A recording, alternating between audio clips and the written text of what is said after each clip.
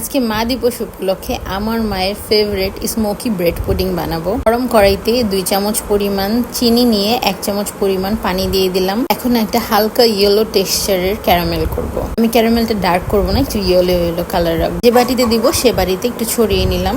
আমি half caramel use করেছি এবং হাফ ক্যারামেল রেখে দিয়েছিলাম। ক্যারামেলের মধ্যে আমি দুধটা দিয়ে দিব। আমি 1.5 কেজি দুধকে জাল দিয়ে 1 কেজি করে নিয়েছি।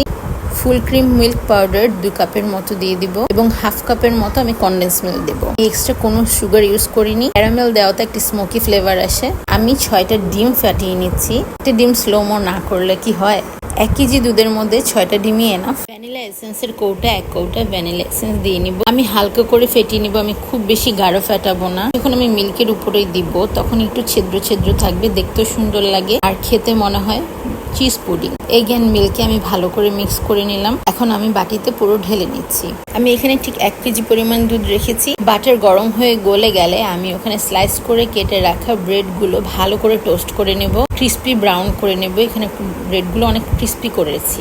এখন আমি ভালো করে দুধের উপর দিয়ে দিয়েছি। রাইস কুকারের নিচে একটা ম্যাট দিয়ে উপরে আমি বাটিটা বসিয়ে দিয়েছি। আধা ঘন্টার মতো আমি রাখবো। রাইস কুকারে খুব পারফেক্টলি পুডিং হয়। এই যে দেখুন, আমি কাঁটা চামচ ইউজ করেছি, একদম পারফেক্টলি হয়েছে। এখন আমি ফ্লিপ করে দেখাচ্ছি কেমন হলো।